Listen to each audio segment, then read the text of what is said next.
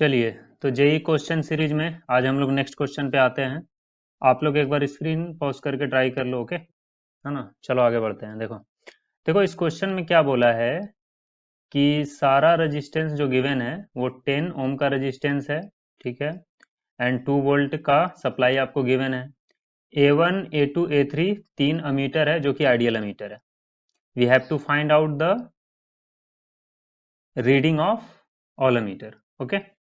चलो, तो जब भी आइडियल अमीटर गिवन है तो आइडियल अमीटर का मतलब है कि उसका जो रेजिस्टेंस होगा, दैट इज अमीटर का जो रेजिस्टेंस होगा जीरो होगा, है ना।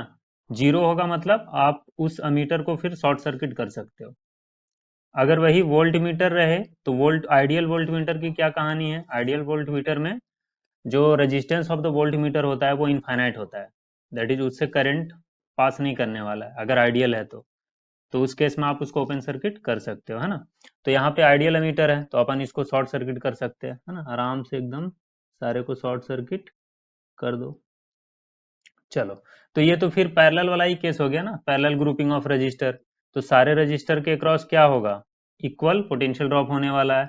देखो यहाँ पे कितना पोटेंशियल होगा 2, यहाँ पे कितना हो जाएगा 0, यहाँ पे भी 2, 2 वोल्ट 2 वोल्ट, इधर पे 0 वोल्ट हो जाएगा, इधर पे भी 2 वोल्ट, इधर पे 0 वोल्ट, इधर पे 2 वोल्ट, इधर पे 0। सारे रेजिस्टेंस के अक्रॉस क्या है, सेम पोटेंशियल ड्रॉप हो जाएगा। चलो, तो सारे रेजिस्टेंस के अक्रॉस पोटेंशियल ड्रॉप आपको मिल गया है, तो उस रेजिस्टेंस के अक्रॉस करंट भी निकल आएगा, सारे ब्रांच में करंट निकल आएगा। देखिए, तो इस ब्रांच में कितना करंट होगा, सपोज कर लो इसको I1। I1 की वैल्यू आप क्या लिखोगे, I is equal to V by R, 2v minus 0 divided by 10, that is 0.2 ampere. सारे रेजिस्टेंस में देखो वही 0.2 एम्पियर ही करंट होने वाला, I1 I2 I3 I4 I5 सारे की वैल्यू कितनी होने वाली है, सेम ही होने वाले है। I1 is equal to I2 is equal to I3 is equal to I4 is equal to I5। चलिए, तो A3 जो है, जो थर्ड वाला मीटर है, उससे तो अपन को करंट की वैल्यू मिल गई है, कितना एम्पियर जा रहा है, A3 से तुम्हारा 0.2 एम्पियर जा रहा है, A3 से 0.2 एम्पियर पास हो रहा है। नेक्स्ट देखो A2, A2 से निकाल लेते हैं। अब A2 से देखो ये जो I4 है एंड I5 है, ये दोनों किससे पास हो रहा है, A2 से ही पास हो रहा होगा। तो दोनों के वैल्यू कितना है, 0.2 एम्पियर। तो दोनों इस A2 से ही पास कर रहा है, तो 0.2 इंटू 2 मतलब A2 से 0.4 एम्पियर का करंट पास हो रहा है।